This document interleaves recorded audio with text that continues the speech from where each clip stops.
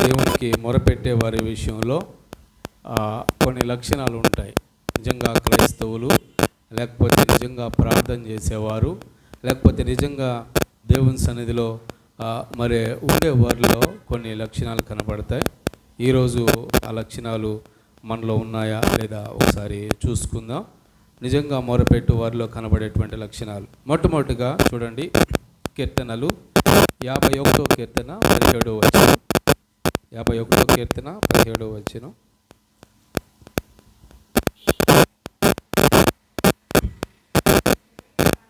విరిగిన మనస్సే దేవునికి ఇష్టమైన బలులు.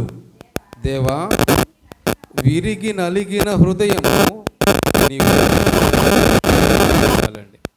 మొట్టమొదటిగా మనము జ్ఞాపకం చేసుకుంటే నిజంగా మొరపెట్టే వారిలో ఏం కనబడతాయంటే పశ్చాత్తాపం కనబడుతుంది. దాని ఇంగ్లీష్లో ఏమన్నారంటే రిపెంటెన్స్ అన్నారు. ఈరోజు దావీదు మన జీవితంలో ఏమండి చేసినటువంటి పొరపాటుకు దేవుని సేవకుడు వెళ్ళి గద్దించినప్పుడు, నాతాను ప్రవక్త వెళ్ళి గద్దించినప్పుడు వెంటనే విరిగి నలిగిన హృదయంతో దేవుని సన్నిధికి వచ్చి ఏమండి పశ్చాత్తాపడుతున్నాడు. అంటే ప్రతి క్రైస్తవుడిలో పశ్చాత్తాపం ఉండాలి. ఎందుకంటే నిరంతరం ఇది కంటిన్యూస్ ప్రాసెస్. ఒకసారి పశ్చాత్తాపడడంలే అయిపోయింది అనుకోవటానికి లేదు.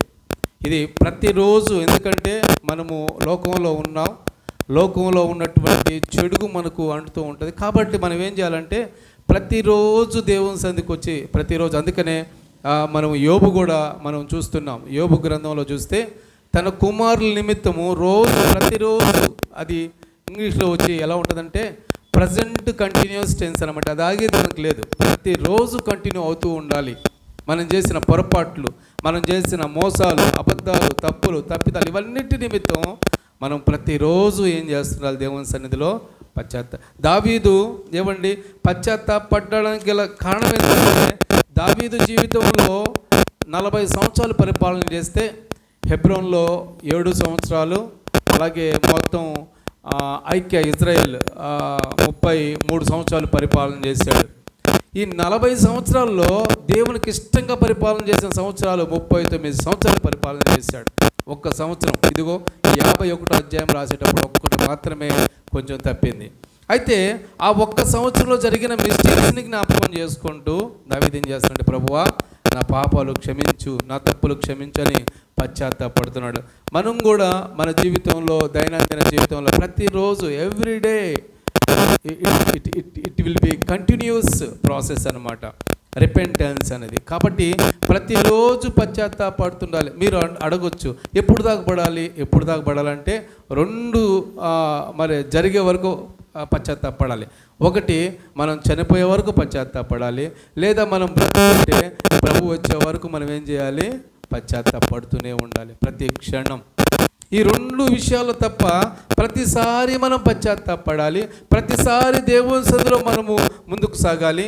మనం చేసినటువంటి పొరపాటులన్నీ కూడా మనం సరి చేసుకొని దినదినము మనం ఏం చేయాలంటే దేవుని సన్నిధిలో కనబడేటువంటి వారిగా ఉండాలి. అందుకనే దేవుని వాక్యం చెప్తుంది, నిజంగా మొరపెట్టే వారిలో, దేవుని సన్నిధిలో దేవుని కొరకు నిజంగా మొరపెట్టే వారిలో ఏం కనబడుతుందంటే మొట్టమొదటిగా ఏం కనబడుతుందండి, పశ్చాత్తాపం కనబడుతుంది.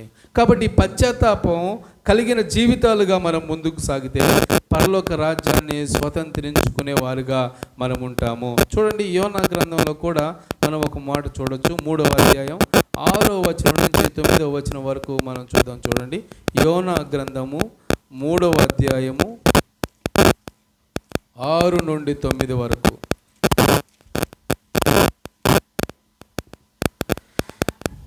ఆ సంగతి నినేవే రాజు నాకు వినబడినప్పుడు,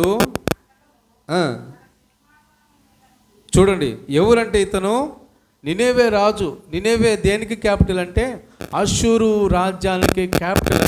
అష్షూరు రాజ్యానికి రాజధాని నినేవే. నినేవే రాజుకి వినబడింది. ఈ నినేవే వాళ్ళు క్రైస్తవులు కాదు, నినేవే వాళ్ళు యూదులు కాదు, నినేవే వాళ్ళు దేవునికి చెందిన వారే కాదు. కానీ దేవుడు ఆ దేశానికి నాశనం కలగజేస్తాడని విన్నప్పుడు శత్రువులు, అన్యులు, ఏమండి దేవుని నమ్మని వారు కూడా ఏమైపోయారంటే, సరే మామూలు మనుషులు మారారంటే అనుకోవచ్చు, కానీ ఇక్కడ చెప్తున్నటువంటి మాట ఏంటంటే నినేవే రాజుకు వినబడినప్పుడు, ఎవరు యోనా వెళ్ళి చెప్పలా నినేవే రాజుకు, ఎవరో అక్కడక్కడ అనుకుంటూ ఉంటే ఆ విషయం సైనికులు తెలిసింది. సైనికులు అనుకుంటూ ఉంటే ఏమండి మంత్రి తర్వాత ఆస్థానంలో ఉన్న వాళ్ళకి తెలిసింది. వాళ్ళు అనుకుంటూ ఉంటే మంత్రికి తెలిసింది. మంత్రి వెళ్ళి రాజుకు తెలియజేసినట్లుగా మనం చూస్తున్నాం. యోనా వెళ్ళి నేనేవే రాజుకు చెప్పాల, కానీ దేవుడు ఆ పట్టణానికి చేస్తున్నటువంటి ఆ యొక్క మరి పని ఆ నోట రాజుకు వినపడింది. రాజుకు వినపడితే పోయేది వాళ్ళు కదా, పోయేది సచ్చేది వాళ్ళు కదా, నాకెందుకులే అనుకోవాలా. వెంటనే చూడండి ఏం చేశాడండి, వినపడినప్పుడు చూడండి అతడు తన సింహాసనము మీద నుండి దిగి ఒకటి తన రాజవస్త్రములు తీసివేసి 2 గోనె పట్ట కట్టుకొని 3 బూడిదలో కూర్చో. ఒక రాజు చేసినటువంటి పని. ఏమండి, ఎవరో ఇజ్రాయేల్ దేవుడికి భయపడి, ఎవరో క్రైస్తవుల దేవుడికి భయపడి ఒక అన్య రాజు చేసినటువంటి పని ఏంటంటే మొట్టమొదటిగా తన సింహాసనం మీద నుంచి దిగాడు. తన యొక్క ఉన్నటువంటి మరి ఆ యొక్క స్థితి నుంచి దిగడం అనేది తగ్గింపు జీవితానికి చెందింది. రెండవదిగా గోనె పట్ట కట్టుకున్నాడు. రాజు యొక్క వస్త్రాలు ఎలా ఉంటాయి ఏమండి, రాజు నడుస్తూ ఉంటే ఆ యొక్క వెనక ఇంచుమించు ఒక 10 అడుగులు చీర లాంటిది ఒకటి వస్తువు ఉంటుంది. అంటే అంత రాజు వస్త్రాలు తీసివేసి గోనె పట్ట కట్టుకున్నాడు. రాజే గోనె పట్ట కట్టుకున్నప్పుడు ఏమండి, ఇక్కడ దావీదే పశ్చాత్తాపడుతున్నప్పుడు సామాన్యమైనటువంటి ప్రజలమైనటువంటి మనం ఇంకెలా ఉండాలో ఒకసారి ఆలోచించాలి.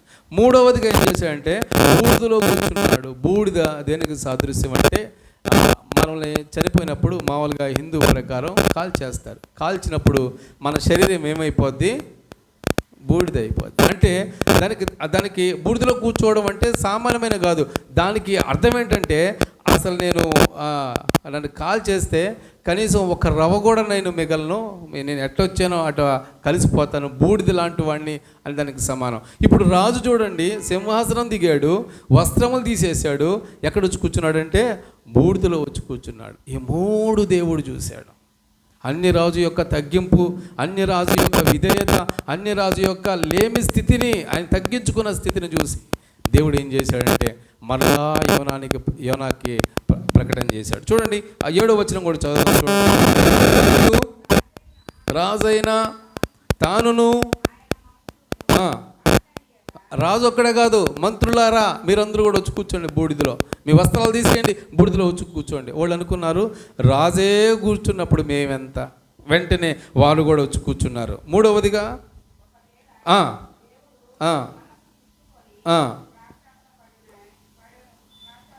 పశ్చాత్తాప్తుడై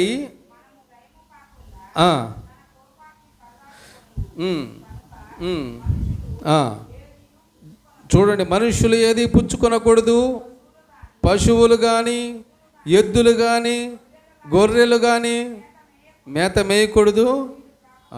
చూడండి, ఒక అన్య దేశంలో నిబంధన. మన ఉపవాస ప్రార్థనకి ఏమండి రాలేకపోతున్నాం.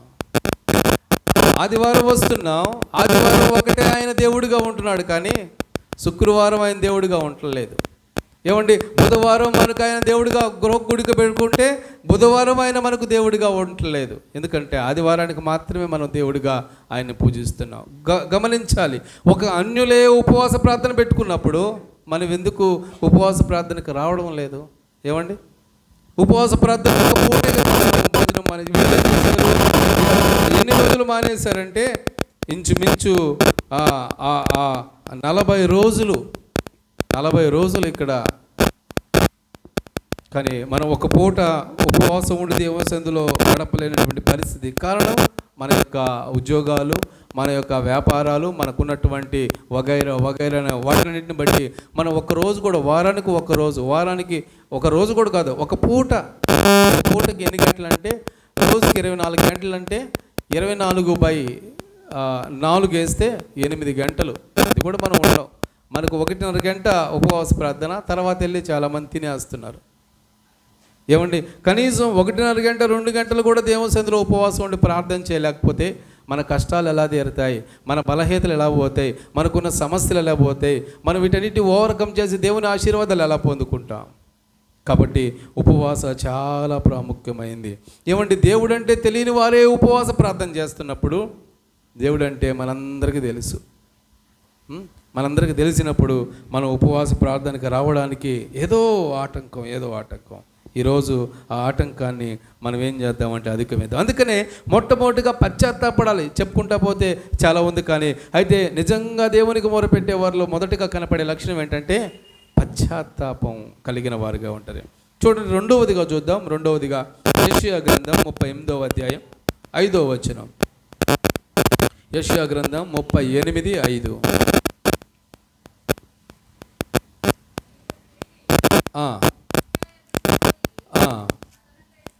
అతనితో ఇట్లనుము, నీ పితరుడైన దావీదునకు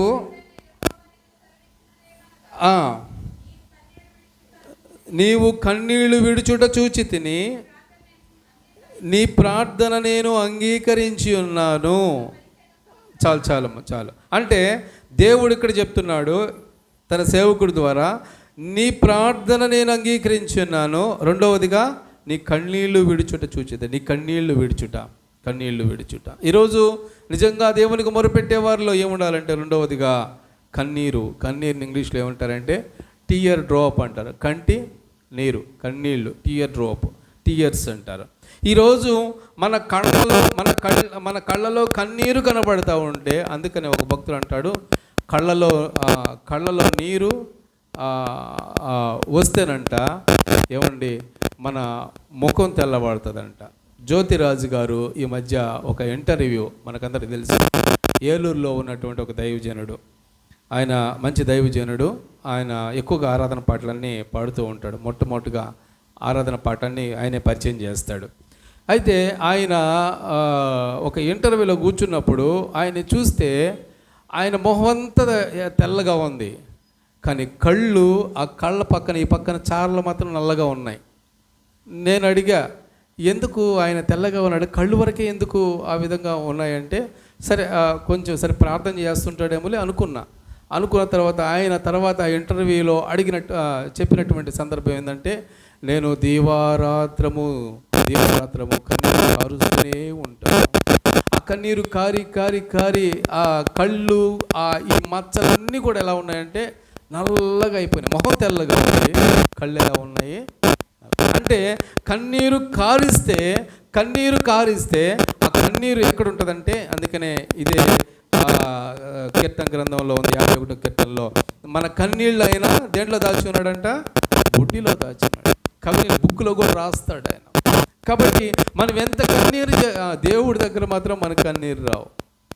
మనం ఎదుటి వాళ్ళ దగ్గర కన్నీరు కారుస్తాం. ఏమంటే మనుషుల దగ్గర కన్నీరు కారుస్తాం, బంధువుల దగ్గర కన్నీరు కారుస్తాం, బిడ్డల దగ్గర కన్నీరు కారుస్తాం, తల్లిదండ్రుల దగ్గర కన్నీరు కారుస్తాం, కానీ కన్నీళ్లు కారవాల్సిన వారి దగ్గర మనం కన్నీళ్లు కారం. అందుకని దేవుడి దగ్గర కన్నీళ్లు కారిస్తే ఆ కన్నీళ్ళన్నీ కూడా మనం బ్యాంకులో 1,00,000 రూపాయలు వేసుకుంటే వడ్డీ ఎంత వస్తుందో తెలియదు, కానీ సంవత్సరానికి మనం కనుక కనీసం ఒక 10 డ్రాపులు ఏమండి రోజుకి, లేదంటే వారానికి, లేదా నెలకు ఒక 10 డ్రాపులు కన్నీరు మనం కారిస్తే, 10 డ్రాపులే కారిస్తే మన తరపున ఆ కన్నీరే దేవునికి విజ్ఞాపన చేస్తుంటుంది. అందుకనే సేవకుడు చెప్తున్నాడు, దేవుడు చెప్తున్నాడు, నువ్వు కార్చిన కన్నీరు చూచే తిని. ఆయన కన్నీరు చూచే దేవుడు. ఆయన మనుషులు చూచి కూడా చూడట్టుగా వెళ్ళిపోతారు, కానీ మన దేవుడు ఉన్నాడే, నువ్వు కార్చిన ప్రతి కన్నీరు ఆయన బుడ్డిలో దాస్తాడు. ఆయన ఒక పుస్తకంలో రాస్తాడు, నా బిడ్డ ఈరోజు నా కొరకు ఇంత కన్నీరు గార్చింది, ఈ వారం ఇంత కన్నీరు గార్చింది, ఈ నెల ఇంత కన్నీరు, ఇదంతా కూడా స్టాక్ చేసి ఆ కన్నీరు రేపు పరలోక రాజ్యంలోకి పోయినప్పుడు ఆ బుడ్డి చూపిస్తాడు. నువ్వు నా కోసం కార్చిన కన్నీరు ఇదిగోనమ్మా, దీంట్లో ఉంది, ఇదిగో అని ఒక బుడ్డిలో మనకు చూపిస్తాడు. ఒకవేళ మనం కన్నీరు గార్చకపోతే మనకేం చూపిస్తారు, అందరికీ చూపిస్తూ ఉంటే మనకు మాత్రం ఉట్టి సీసా తీసుకొచ్చి, ఎందుకంటే there is no clear drop in your body, in your eye. మన కంట్లో నుంచి, మన శరీరంలోంచి నీరు రాకపోతే అక్కడెక్కడ స్టాక్ అవుతుంది. కాబట్టి అందుకనే మనం మన యొక్క కన్నీరు దేవుని సందులో కారిస్తే మన ప్రార్థన ఆయన ఆలకిస్తాడు. ఆయన ఒకవేళ ప్రార్థన, మామూలు ప్రార్థన ఆలకించకపోవచ్చేమో, కానీ నువ్వు కన్నీరు గారిచి అడిగితే, మంచిదైతే ఆయన ఖచ్చితంగా నీకు సహాయం చేస్తాడు. అందుకనే నిజంగా మొరపెట్టు వారిలో ఉండే రెండవ లక్షణం ఏంటంటే ఎప్పుడు కన్నీరు గారుస్తా ప్రార్థన చేస్తారు. ఇలాంటి వారు సంఘంలో ఉంటే సంఘానికి క్షేమం, ఇలాంటి వారు సమాజంలో ఉంటే సమాజానికి క్షేమం, ఇలాంటి వారు దేశంలో ఉంటే దేశానికి క్షేమం. కాబట్టి నిజంగా కన్నీరు గార్చేటువంటి వారిలో, నిజంగా కన్నీరు గార్చి దేవుని అడిగే వారిలో దేవుని సహాయము ఉంటుంది. అందుకనే మన కన్నీరు దేవునికి కనపడాలి. మన కన్నీరు మనుషులకు వద్దు, మన కన్నీరు మన బంధువులకి, ఇతరులకు ఎవరికి వద్దు. మన కన్నీరు మన దేవుడికే కనపడాలి. కొంతమందికి కన్నీరు రాదు, కానీ నిజంగా విరిగిన మనసు కనబడుతుంటుంది. లోపల కన్నీరు కారుతూ ఉంటుంది. ఒకవేళ పైకి రాకపోవచ్చేమో, కానీ లోపల కారిన కన్నీరు అది కూడా దేవుడు చూస్తాడు. He is the seen everything in your body. నీ కారే ప్రతి కన్నీరు, పశ్చాత్తాపం ఇవంతా కూడా చూసి ఆయన మనకు సహాయం చేస్తాడు. రెండవదిగా నీ కన్నీరుడు చూచే దేవుడు. మూడవదిగా చూడండి, మూడవదిగా నిర్గమకాండం 32వ అధ్యాయం 10-11 వచనాలు. నిర్గమకాండం 32వ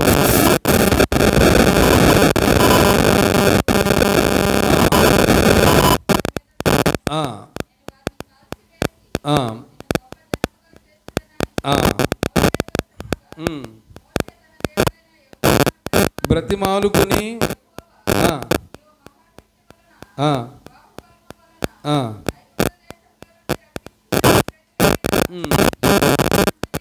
మండల నేల చాలండి అంటే దేవుడు మోషేతో చెప్తున్నాడు. 32వ అధ్యాయము 10-11 వచనంలో ఏం చెప్తున్నాడంటే, మోషే ఇంక వాళ్ళ గురించి చూడొద్దు, ఇశ్రాయేలు గురించి నేను విసిగిపోయాను, నీకు కూడా తెలుసు వాళ్ళు ఎలాంటి వాళ్ళో, కాబట్టి వాళ్ళని చంపేసి అబ్రహాము, ఇస్సాకు, యాకోబులోంచి తీసుకొస్తాను, సంతానం నాశనం చేసేసి నీలోంచి సంతానాన్ని తీసుకొస్తాను అన్నాడు. అంటే ఏమండి, ఎంత అదృష్టవంతుడు మోషే. ప్రభువా, అసలు నీ మాట నువ్వు అంటావో అనవో అని అనుకున్నాను, నువ్వు అనేసావు, వెంటనే కానిచ్చు ప్రభువా అనలా. మోషేలో ఉన్న భారం చూడండి, ఎటువంటి భారం. అయ్యా 12 వచనం చదివితే అక్కడ చెప్తున్నాడు, చూడండి ఒకసారి 12వ వచనం చదుదాం.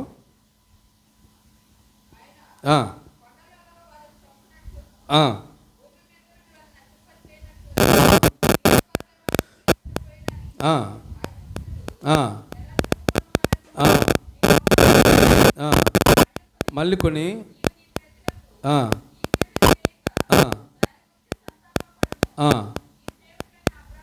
చూడండి, నీ సేవకులైన అబ్రహాము, ఇస్సాకును, యాకోబును జ్ఞాపకం చేసుకున్నాము.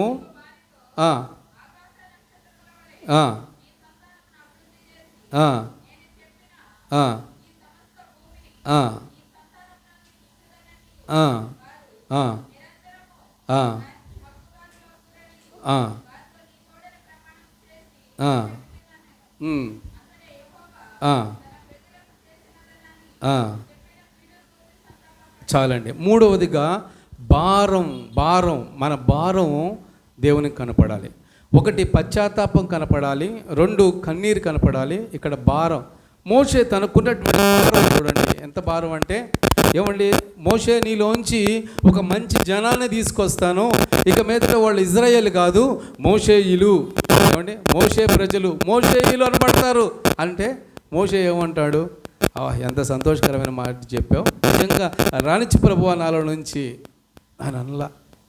ప్రభువా, నీవు ఆది నుంచి నడిపిస్తున్నటువంటి అబ్రహాము, ఇస్సాకు, యాకోబుల వంశాన్ని నువ్వు అక్కడి నుంచి తీసుకొచ్చింది దీనికేనా, చంపేయటానికేనా?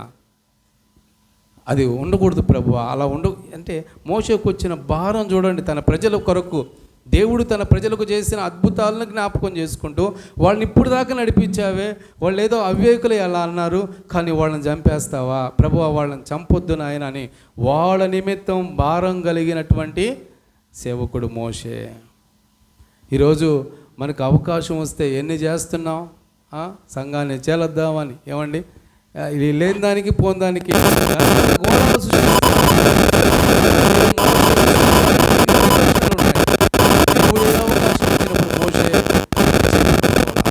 కానీ ఈరోజు సంఘంలో చాలామంది ఏమండి చాలా సంఘాలు చూస్తున్నాం కదా, ఎంతమంది సంఘాలను గలిబిలి చేస్తున్నారు, ఎంతమంది సంఘాలను ఏమండి పాడు చేయడానికి చూస్తున్నారు, ఎంతమంది సంఘాలను చీల్ చేసిన వారు కనపడుతున్నారు. కానీ ఈ భారం మనకు ఉండాలి. మన సంఘము ఏమండి మనది. మన సంఘాన్ని మనం ఇప్పుడు ఒక తల్లికి 3 బిడ్డలు ఉన్నారనుకోండి, తల్లిదండ్రులు ఏం కోరుకుంటారు? 3 కలిసి ఉండాలని కోరుకుంటారు. 3 విడిపోవాలని కోరుకోరు తల్లిదండ్రులు. ఎవరో ఇద్దరు ఉంటారు, లేదు వేరే విషయం. కానీ తల్లిదండ్రులు ఖచ్చితంగా బిడ్డలు కలిసి ఉండాలి, వారి కుటుంబంతో కలిసి ఉండాలని కోరుకుంటారు. కానీ మనకున్నటువంటి భారం అదే. ఏమండి ఏం భారం అంటే ఇశ్రాయేలు ప్రజల తరపున దేవుని పాదాలు పట్టుకోవడం. ఏమండి ఎంత భారం, ఎంత భారం. మనకు ఈ భారం ఉంటే మనం ఎందుకు మాట్లాడతామంట? ఎందుకు మాట్లాడతాం? సేవకుడిని తీసేయండి, ఇప్పుడే ఇమీడియట్గా పెట్టేస్తా ఒక ఆయన అన్నాడంట. ఇమీడియట్గా పెట్టేస్తా, మీరు తీసేయండి. 100 రూపాయలు కానుకీరు వారానికి. ఏమండి అదే మీరు కానీ పోషించే పని అయితే ఎప్పుడో అసలు చంపేస్తారు. వారానికి 100 రూపాయలు కానుకీరండి. కానీ వీళ్ళు మాట్లాడితే ఇప్పుడే తీసేయండి సార్ ఆ పాస్టర్ని, వెంటనే పెట్టేస్తాము. ఎందుకు వస్తాయట మాటలు? ఇటువంటి మాటలు భారం లేకపోబట్టే మాట్లాడతాం. అందుకనే మొట్టమొదటిగా పశ్చాత్తాపం ఉండాలి. ఇవన్నీ తెలిసిన ఎందుకు గమ్ముకున్నా అంటే దేవునికి వదిలిపెట్టాను. ఏమండి చాలా విషయాలు తెలుసు, అన్న ప్రతి మాట తెలుసు, కానీ ఎందుకు గమ్ముకున్నామంటే దేవుని బట్టే. ఇప్పుడు కూడా ఎందుకు గమ్ముకున్నామంటే దేవుని బట్టే. అందుకనే నిజముగా దేవునికి మొరపెట్టే వారిలో ఏం కనపడుతుంది అంటే మొట్టమొదటిగా పశ్చాత్తాపం కనబడుతుంది, రెండవదిగా కన్నీరు కనబడుతుంది, మూడవదిగా భారం కనబడుతుంది, నాలుగవదిగా చూడండి 1 సమూయేలు గ్రంథం 1వ అధ్యాయం 17-18 వచనాలు. 1 సమూయేలు గ్రంథం 1వ అధ్యాయం 17-18 వచనాలు.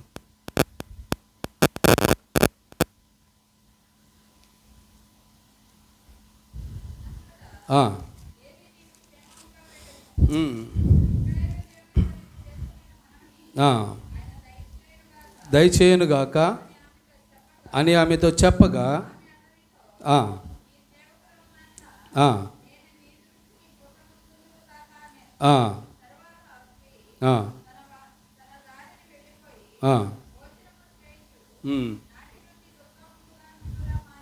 నేను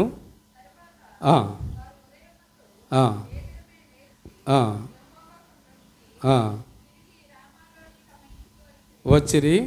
చాలండి. చూడండి ఇక్కడ విశ్వాసం, ఫెయిత్ కనబడుతూ ఉంది. నిజంగా మొరపెట్టు వారిలో ఏం కనబడుతుంది? పశ్చాత్తాపం కనబడుతుంది, రెండవదిగా కన్నీరు కనబడుతుంది, మూడవదిగా భారం కనబడుతుంది, నాలుగవదిగా విశ్వాసం, ఫెయిత్ కనబడుతుంది. ఏమండి ఇక్కడ సమూయేలు గ్రంథంలో మరి ఈ హన్నా విషయంలో చూస్తే హన్నాకున్నటువంటి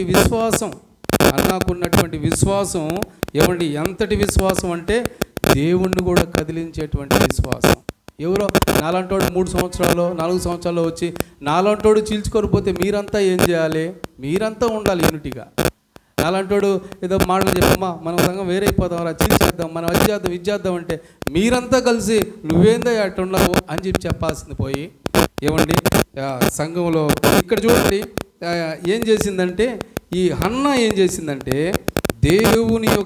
దేవునితో పోరాడేటువంటి విశ్వాసాన్ని తీసుకొచ్చింది. దేవునితో పోరాడేటువంటి విశ్వాసం. తన యొక్క లోపం ఏదో ఆమెకు తెలుసు, తన యొక్క బలహీనత ఏదో తెలుసు. ఆ బలహీనతను లోపాన్ని అధిగమించడానికి ఏమేం చేసిందంటే విశ్వాసము కలిగి ప్రార్థన చేసింది. అందుకనే విశ్వాసం, ఫెయిత్ కనపడాలి. దేవునికి విశ్వాసం కనపడాలి. విశ్వాసం కనపడకపోతే, లేకపోతే ఈ ఫెయిత్ కనపడకపోతే నిజంగా మనం మొర పెడితే ఆ మొర దేవుని దగ్గరికి వెళ్ళదు. అందుకనే పశ్చాత్తాపం ఉండాలి, కన్నీరు గారవాలి, భారం ఉండాలి. ఏమండి ఫెయిత్, విశ్వాసం కూడా మన జీవితాల్లో ఈ 4 మరి ఏది లోపంగా ఉందో మంచి అవకాశం సరి చేసుకోవడానికి. పాతవన్నీ, అందుకనే బైబిల్ చెప్తుంది పాతవన్నీ గతించినాయి, పాత వదిలేద్దాం, ఈరోజు ప్రత్యేకంగా దేవుని కొరకు ముందుకు నడుద్దాం. పాతవి పెట్టుకుంటే ఎన్నో ఉన్నాయి ఏమండి, ఎన్నో ఉంటాయి కదా, మన పాత జీవితాల్లో ఎన్నో ఉన్నాయి. నేను పాత రక్షణ పొందకపోయినప్పుడు ఎన్నో ఉన్నాయి, అవన్నీ వదిలేసి ఈరోజు ఒక ప్రత్యేకంగా నూతనంగా, అందుకనే మొదటి కొరింథీయులకు రాసిన పత్రికలో ఉంది, 17 రాసిన పత్రికలో ఉంది, ఇదిగో పాతవి గతించెను, సమస్తము కొత్త అవ్వాలి. మనకు దినదినము కొత్త అవ్వాలి, మనకు ప్రతి క్షణం కొత్తగా ఉండాలి. ఈరోజు పాతవి మనం గతించుకుంటే మన విశ్వాసాన్ని అభివృద్ధి చెందించుకోవచ్చు. లేదు మన పాతవి ఉంటాయంటే నిజంగా మనం మొరపెడితే దేవుడు వినడనే విషయాన్ని మరొకసారి మనం జ్ఞాపకం చేసుకోవాలి. చూడండి, 5వదిగా నేను ఒక 5 నిమిషాల్లో నేను ముగించేస్తాను. 5వదిగా చూడండి, అపోస్తల కార్యాలు 7వ అధ్యాయం 59-60 వచనాలు. అపోస్తల కార్యాలు 7వ అధ్యాయం 59-60 వచనాలు.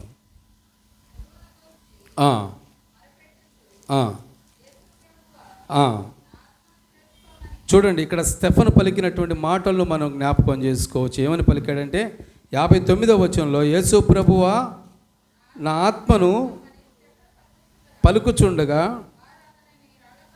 రాళ్లతో కొట్టిరి, మోపకుమని గొప్ప శబ్దంతో పలికెను. ఈ మాట పలికి నిద్రించెను.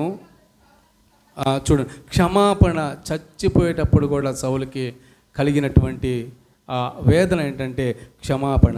చనిపోయేటప్పుడు ఏమండి, ఆ కొర ప్రాణం ఉంటూ ఉండగానే ఇక సెకండ్లో నిమిషాల్లో చనిపోతాడనగా స్టెఫను పలికిన మాట ఏంటంటే, ప్రభువా వీరిని క్షమించండి, వీరిని క్షమించండి. యేసు ప్రభు సిలువలో పలికిన మాట స్టెఫను కూడా అదే మాట పలికాడు. యేసు ప్రభు సిలువలో ఏమని పలికాడు? ప్రభువా వీరేమి చేయుచున్నారో వీరెరుగురు గనుక వీరిని క్షమించండి. మొట్టమొదటి పాట. స్టెఫను తన జీవితంలో ఆఖరి మాట ఏమని పలుకుతున్నాడంటే, ప్రభువా వీరి మీద ఈ నింద మోపకు, వీరి మీద ఈ నింద మోపకు, మోకాళ్ళ మీద కూర్చొని ఈ మాట పలుకుతున్నటువంటి ఏమండి ఈ స్టెఫను ఎంత గొప్ప సేవకుడు చూడండి. ఏమండి ఎంత గొప్ప క్షమాపణ, ప్రజల కొరకు, చంపిన వాళ్ళ కొరకే క్షమించగలిగినటువంటి క్షమాపణ. అందుకని ఒక ఆయన అన్నాడు, ఒక దెబ్బ కొట్టినా మర్చిపోగలం సార్, ఒక మాట అన్నారు, ఆ మాట ఇప్పటికీ మాట ఎంత ప్రమాదకరమైందో మనకు తెలియాలి. మాట చాలా ప్రమాదకరమైంది. ఒక దెబ్బ కొట్టినా మర్చిపోతారు. ఏమండి సంవత్సరాలు గడిచిన కొద్దీ ఎంతమంది కొట్టుకున్నవారు ఒకటైపోతారు, కానీ మాట్లాడిన వారు మాత్రం ఎప్పుడు కూడా ఎక్కువ % ఒకటి కాలేరు. ఎందుకంటే ఆ మాటలు అనుక్షణం గుర్తు చేస్తూనే ఉంటాయి. అయితే ఈరోజు మనము వాటిని కూడా మర్చిపోగలిగితే గొప్ప క్షమాపణ మనము ఇవ్వగలిగిన వారుగా ఉంటాం. అందుకనే గొప్ప క్షమాపణ మనం ఇవ్వాలంటే దానికి తగినటువంటి సహాయం కూడా మనం పొందుకోవాలి. అందుకని నిజంగా మొరపెట్టు వారిలో ఏం కనపడుతుందంటే, మొట్టమొదటిగా పశ్చాత్తాపం, కన్నీరు, భారం, విశ్వాసం, క్షమాపణ.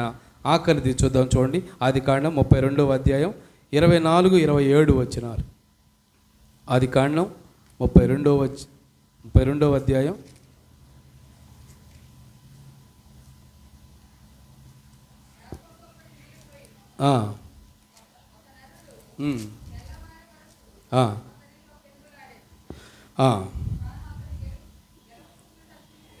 27 వరకు చదువమ్మా. కొట్టెను,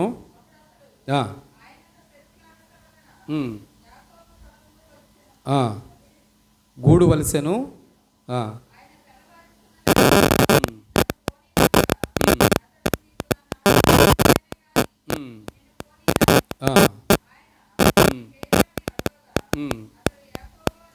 చెప్పాను. చాలండి. ఇక్కడ యాకోబు యొక్క పట్టుదల మనం చూస్తున్నాం. యాకోబు యొక్క పట్టుదల మనం గమనిస్తున్నాం. ఈరోజు మన జీవితాల్లో మనకు కూడా ఒక పట్టుదల, ఏమండి శ్రేష్టమైనటువంటి పట్టుదల, ఒక సహాయం, నిరీక్షణ, ఇవన్నీ కలిగినటువంటి వారంగా మనం ఉంటే కనుక మన జీవితాలు ఆశీర్వదించబడతాయి, మన జీవితాలు దీవించబడతాయి. కాబట్టి ఈ సమయంలో నిజంగా మనకు దేవుడిచ్చినటువంటి ఈ గొప్ప అవకాశం, బాధ్యత, అవకాశాన్ని బట్టి మనం దేవుని సన్నిధిలో దేవుని నామాన్ని ఘనపరుస్తూ, ఏమండి 7 విషయాలు మనం చెప్పుకున్నాం. నిజంగా మొరపెట్టు వారిలో ఏం కనబడతాయి? 1 పశ్చాత్తాపం, 2 కన్నీరు, 3 భారము, 4 విశ్వాసము, 5 క్షమాపణ, కనబడుతుందా? ఈరోజు మన జీవితంలో నిజంగా మనకు ఏం కనబడుతున్నాయి, అసలు నాకు ఏం కనబడుతుంది అని ఎవరికి వారంగా ప్రశ్న వేసుకుంటే we have to think our self. మనలో మనం ఆలోచించుకోగలిగితే